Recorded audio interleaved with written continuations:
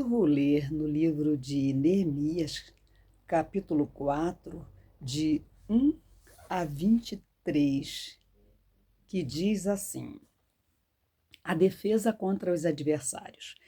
Tendo Sambalá ouvido que edificávamos o muro, ardeu em ira e se indignou muito e escarneceu dos judeus. Então falou na presença de seus irmãos e do exército de Samaria e disse: Que fazem esses fracos judeus? Permitir-se-lhes a isso? Sacrificarão?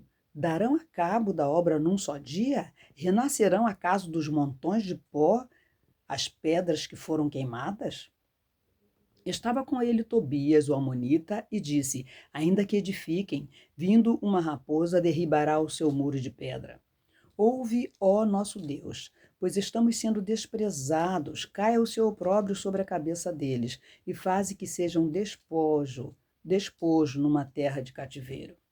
Não lhes encubra a iniquidade, e não se risque diante de ti o seu pecado, pois te provocaram a ira na presença dos que edificavam. Assim, edificamos o muro, e todo o muro se fechou até a metade de sua altura, porque o povo tinha ânimo para trabalhar. Mas ouvindo Sambalá e Tobias, os arábios, os amonitas e os asdoditas, que a reparação dos muros de Jerusalém ia avante e que se já começavam a fechar-lhe as brechas, ficaram sobremodo irados. Ajuntaram-se todos de comum acordo para virem atacar Jerusalém e suscitar confusão ali. Porém, nós oramos ao nosso Deus e, como proteção, pusemos guarda contra eles, de dia e de noite. Então disse Judá: Já desfaleceram as forças dos carregadores e os escombros são muitos, de maneira que não podemos edificar o muro. Desculpem. Disseram, porém, os nossos inimigos: Nada saberão disto, nem verão até que entremos no meio deles e os matemos. Assim faremos cessar a obra.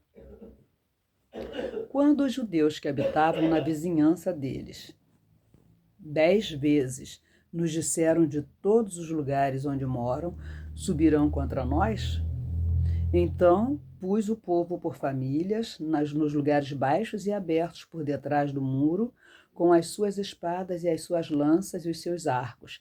Inspecionei, dispus-me e disse aos nobres, aos magistrados e ao resto do povo: Não temais, lembrai-vos do Senhor, grande e temível, e pelejai pelos vossos irmãos, vossos filhos, vossas filhas, vossa mulher e vossa casa.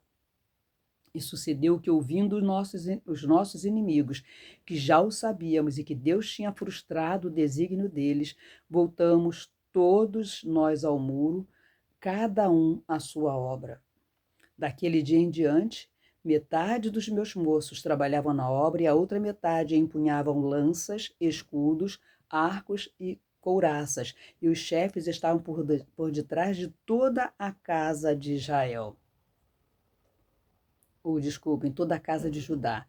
Os carregadores que por si mesmos tomavam as cargas, cada um com uma das mãos fazia a obra e com a outra segurava a arma. Os edificadores, cada um trazia a sua espada à cinta, e assim edificavam. O que tocava a trombeta estava junto de mim. Disse eu aos nobres, aos magistrados e ao resto do povo: Grande e extensa é a obra. Desculpem. E nós estamos no muro muito separados, longe um dos outros, no lugar em que ouvirdes o som da trombeta. Para ali acorrerei a ter conosco. Para ali acorrerei a ter conosco. O nosso Deus pelejará por nós. Assim, trabalhamos na obra, e metade empunhava as lanças, depois, desde o raiar do dia até ao sair das estrelas. Também nesse mesmo tempo, disse eu ao povo: Cada um com o seu moço fique em Jerusalém, para que de noite nos sirvam de guarda e de dia trabalhem. Nem eu, nem meus irmãos, nem meus moços, nem os homens da guarda que me seguiam largávamos as nossas vestes. Cada um se deitava com as armas à sua direita. Que batalha, hein? Que batalha. Muitas vezes nos encontramos diante de uma grande e difícil tarefa a realizar. No texto de hoje, vemos que o povo buscava reconstruir os muros de Jerusalém, que estavam caídos desde que os habitantes foram deportados para o cativeiro. Muitos não acreditavam que a reconstrução seria possível e, por isso, os trabalhadores sofreram humilhações e foram alvo de chacotas, ou seja, logo se levantaram oposições contra este propósito. É aí que Jeremias deixa sábias recomendações. Primeiramente, ele diz: oramos ao nosso Deus. Esta é a primeira coisa a fazer em tais momentos, buscar a aprovação de Deus. Não adianta reclamar dos opositores, isso não ajuda. É melhor recorrer ao nosso Deus, pois é Ele que nos dará forças para seguirmos adiante com nossa tarefa. Depois, Neemias diz ainda no versículo 9: colocamos guardas de dia e de noite. Além de orar, precisamos agir e fazer a nossa parte. Também naquela situação, de nada adiantaria se Neemias e seus homens apenas orassem. Eles precisavam fazer algo, e o que fizeram foi abençoado pelo Senhor. Apesar dos problemas, mas eles não se desviaram do foco e fizeram tudo o que era possível para cumpri-lo. Não vacilaram e colocaram vigias em todos os locais necessários. No versículo 14, Neemias ainda dá uma palavra de ânimo aos trabalhadores, dizendo-lhes que se lembrassem do Senhor e que lutassem por suas famílias e casas. Esta é mais uma recomendação. Vejam quantas coisas podem ser motivadoras para fazermos continuar, apesar das oposições. Por tudo isso e muito mais, vale a pena lutar em meio às adversidades. Diante da oposição que sofriam, a motivação era fundamental para que a reconstrução ocorresse. As recomendações dadas por Neemias foram sábias e conduziram o povo à vitória. Elas nos ajudam a refletir e também servem de orientação para momentos iguais ou semelhantes.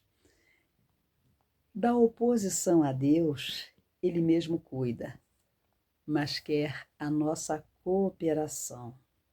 Que bênção! Que Deus nos abençoe. Né? Quem escreveu parece que foi a Mari, deixa eu dar uma olhada, é na visão da Rádio Transmundial. Eu quero só ver a pessoa que escreveu este devocional.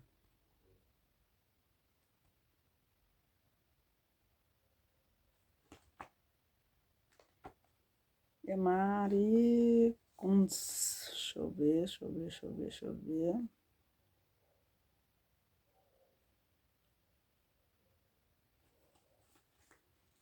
Nossa, tá tão pequenininha a letra. É Marivete. Marivete que escreveu.